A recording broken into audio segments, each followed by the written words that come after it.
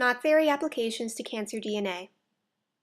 Liver cancer is the sixth most commonly diagnosed cancer and third leading cause of cancer death worldwide, with an estimated 750,000 diagnoses and 700,000 deaths in 2010. Rates have been increasing by 3.5% since 2007. There are no cures or effective methods of early detection and treatments. 80 to 85% of these cases are hepatocellular carcinoma, or HCC. The cancer originates from hepatocytes, the predominant liver cell type. Risky, expensive, and time-consuming treatments include aggressive surgery, liver transplants, chemotherapy, and radiation. However, Nexavar, an oral medicine, increases the survival rate of patients with HCC by blocking tumor growth by inhibiting several tyrosine protein kinases and RAF kinase and increasing apoptosis rate. Overactive protein kinases in molecular pathways cause cells to become cancerous. Yovet et al. 2008 conducted a study on the effectiveness and safety of Nexavar in 602 patients with advanced HCC. All patients were administered continuous oral treatment of 400 mg of Nexavar or matching placebo. Treatment continued until the occurrence of radiologic or symptomatic progression. The study was ultimately discontinued. 468 patients had discontinued treatment because 70% of both groups experienced severely adverse side effects, gastrointestinal, constitutional, or dermatologic in nature. The study crosses Nexavar out as an effective treatment for HCC, enhancing the importance of discovering a new approach to treating liver cancer. G quadruplexes are four-stranded DNA structures, simply put, knots, in gene promoter regions, which are important in cell signaling. G quadruplexes occur when DNA folds over itself, creating a variety of complex, three-dimensional, four-stranded structures. Increasingly viewed as therapeutic targets in oncology, stabilization of these quadruplexes could repress transcription of oncogenes, a new anti-cancer strategy. Current research focuses on developing compounds to help this quadruplex form, bind to it, and stabilize it, thereby turning off the oncogene. Topoisomerases help facilitate the formation of these knots. It's a matter of where those quadruplexes should be placed in DNA. Small GTPase, KRAS, and the receptor tyrosine kinase KIT are validated drug targets. Shankar B. 2011 researched the implications for druggability of oncogenes MYC, KIT, and KRAS. The G quadruplex in the MYC promoter element showed to be a silencer element in that stabilization with the G quadruplex interactive molecule led to inhibition of MYC expression. Here, the stabilization of the G quadruplex results in negative regulation of MYC transcription.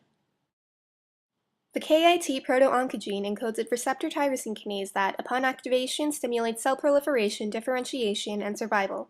Consequently, the KIT protein has become a major molecular target for G quadruplexes. This image shows the minimal promoter structure of the KIT gene, showing the spatial relation between G quadruplexes KIT1 and KIT2 and a transcription factor SP1 binding site. Although the KRAS protein has been actively pursued as a molecular target for therapeutics, it's difficult to make it function on a protein level. It was concluded that KRAS stabilizes G quadruplexes and has strong anti-proliferative effects. Topologically, knots are closed, one-dimensional, non-intersecting curves in XYZ space. Knots that naturally form in normal DNA are typically undone by topoisomerases because knots cause normal cells to undergo apoptosis. However, knots in cancer-afflicted DNA would subsequently cause cancerous cells to kill themselves off, slowing down the rate of replication. The more complex the knot is, the more rapid cells die for a longer period of time before topoisomerases unknot the knot. Consequently, the knot with the highest U of K number, or unknotting number, must be determined via topological proof to know which is the optimum knot to be tied or maintained in cancer-afflicted DNA. This can be done by electron microscopy, gel electrophoresis, and X-ray crystallography.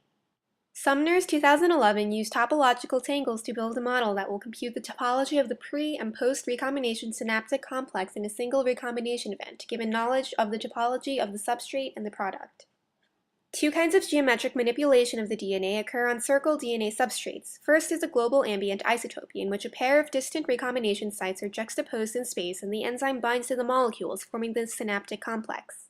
The next move is local and due entirely to enzyme action when the substrate breaks down. Summers modeled the enzyme as a three-ball, and the synaptosome consisting of the enzyme and bound DNA forms a two-string tangle.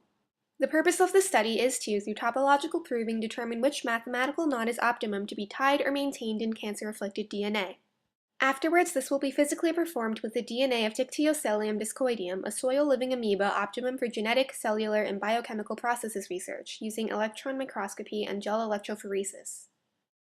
In a nutshell, G quadruplexes in normal human DNA are malignant because they promote replicon loss, block gene transcription, and promote rapid genetic rearrangements. More importantly, they force normal cells to undergo apoptosis. However, this project proposes that knots should be either tied or maintained in cancer-afflicted DNA because they would force cancerous cells to undergo apoptosis, greatly slowing down the rate of cancer replication. The optimum knot needed to be tied or maintained will be determined through a topological proof with the help of my mentor from Stony Brook, and it will be physically experimented in Cornell laboratories with dictyostellium discoideum, electron microscopy, gel electrophoresis, and X-ray crystallography. Thank you for listening to my presentation.